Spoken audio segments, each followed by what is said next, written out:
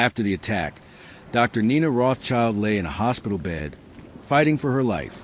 She had arrived at the trauma center in critical condition. Her skull was shattered in multiple places. There was bleeding inside her brain. She had a broken finger, likely from trying to block the hammer. And doctors warned her family that if she survived, she might not walk, talk, or function normally again. She underwent emergency brain surgery. A team of neurosurgeons worked for hours, carefully removing bone fragments and relieving the pressure inside her skull. They installed titanium mesh plates to stabilize her brain. Her brother, a city hall advisor, stayed by her side, praying. The city waited, and then miraculously, she woke up. The woman who had been beaten with a hammer 13 times in a subway station was alive. But her fight was just beginning. The brain doesn't forget trauma. Neither does the body. Nina had to relearn how to do the basics. Walk, use her hands, control her thoughts and speech. Every step took months of rehab. And it wasn't just physical. She had nightmares, flashbacks, waves of panic every time she walked into a train station. But she refused to disappear. Despite everything, Dr. Rothschild vowed she would not let that man, that hammer, define her. She returned to her apartment. She reconnected with her friends. And slowly, she started speaking publicly again. While Nina was recovering, William Blount sat in jail awaiting trial. Prosecutors knew they had a slam-dunk case. Video of the entire attack, his DNA on the weapon, the stolen bag in his room, a long criminal history. But there was one problem. Intent. Could they prove that Blount intended to kill her? That would be the difference between attempted murder and assault. And Blount's defense attorney was already pushing back. He claimed Blount was mentally ill, poor, desperate, and didn't mean to inflict fatal injuries. It was just a robbery gone wrong, he said. Blount was eventually not convicted of attempted murder, but he was charged with 2 counts of first-degree assault, 2 counts of first-degree robbery, weapons possession. And when the trial date was set in 2025, Nina was ready. She would testify, she would look her attacker in the eye, and she would tell the court exactly what it felt like to be hunted in the dark. On the final day of trial, in a silent courtroom in Queens, Dr. Nina Rothschild stood up. Her face was composed. Her voice was steady. And she addressed William Blount directly. "You came up behind me. You struck me over and over with a hammer. You left me there to die. What were you thinking?" There was no response. Blount looked down at the table. But Nina had said what she came to say. She was still standing. The city was shaken. Again, how had this man, with a violent record, been released back onto the streets? Why wasn't he being charged with attempted murder? And most of all, how many more innocent people would suffer before something changed? But Nina Rothschild was done being a victim. She had survived the hammer. Now she wanted justice. And the court was about to deliver its verdict. It was now April 2025, more than 3 years since Dr. Nina Rothschild had been ambushed inside the Queens Plaza subway station. 3 years since 13 brutal hammer strikes nearly ended her life. 3 years of surgeries, therapy, trauma, and waiting. And now it came down to this. People versus William Blount. After weeks of testimony, including surveillance footage, DNA evidence, medical reports, and Nina's own voice, the jury returned with a decision. William Blount was found guilty of 2 counts of first-degree assault, guilty of 2 counts of first-degree robbery, guilty of criminal possession of a weapon, but not guilty of attempted murder. The room went still. Not guilty? To many, it felt like a gut punch. He hadn't just hit her. He had tried to crush her skull. He had kicked her down the stairs. He had kept hitting, long after she was motionless. If that wasn't attempted murder, then what was? But the jury had followed the letter of the law. Prosecutors, despite their evidence, couldn't prove beyond a reasonable doubt that Blount intended to kill her. And in New York State, intent is everything when it comes to attempted murder. No confession, no motive, no pre-attack statements, just the violence. And it wasn't enough. So he walked on that charge. But the rest? He was going away for a long, long time. The courtroom was packed.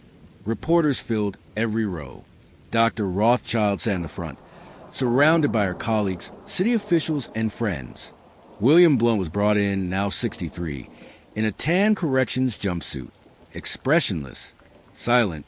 He didn't apologize, didn't explain, didn't even look at Nina.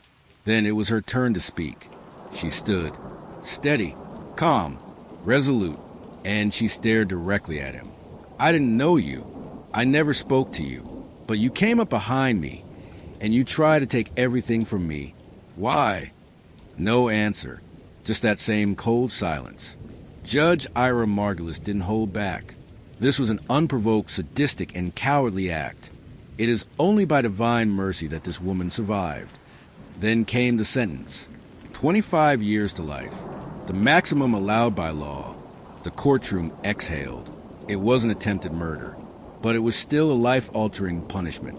And for the woman who survived the hammer, it was a win. Outside the courthouse, reporters swarmed.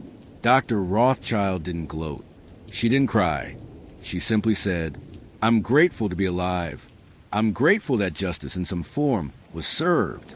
And I hope no one else ever has to go through this again." Then she turned, walked away, back into the city that nearly lost her. Why was William Blount, a repeat violent offender, ever released from prison? Why was he unsupervised, homeless, and armed with a weapon? What's being done to prevent mentally unstable, violent individuals from roaming free in public spaces? The case left behind more than scars. It left behind a warning.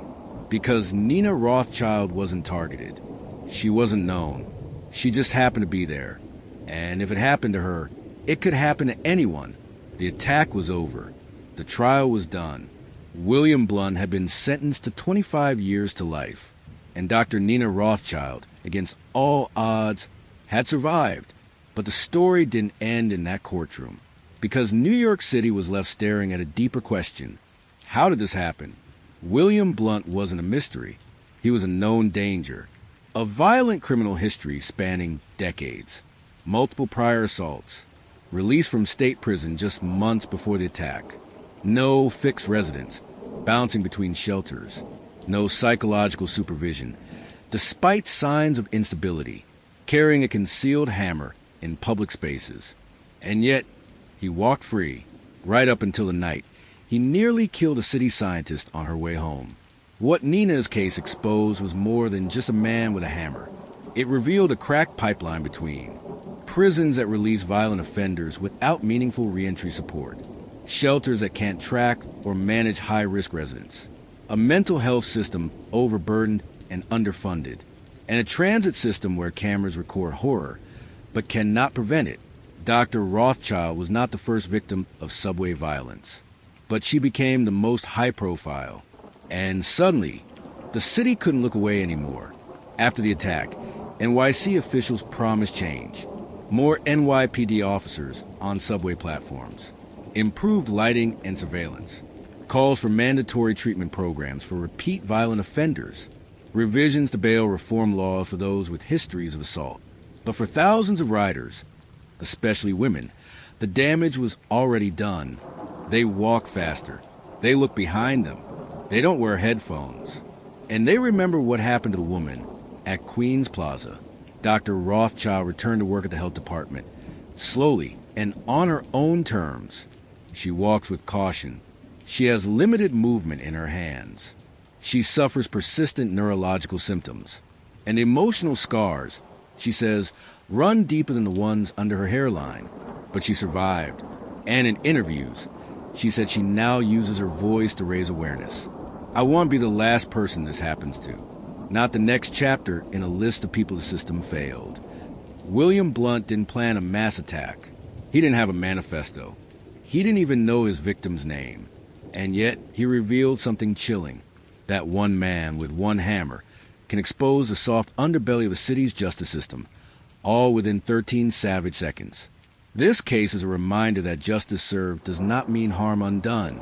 The hammer blows may have stopped, but the echoes still ring across train platforms, courtrooms, and policy rooms. Because in a city of 8 million, it only takes one man with a weapon and one crack in the system to turn an ordinary commute into a crime scene. Candle Nina Rothschild lived. But her story is a warning, the kind you can't unsee.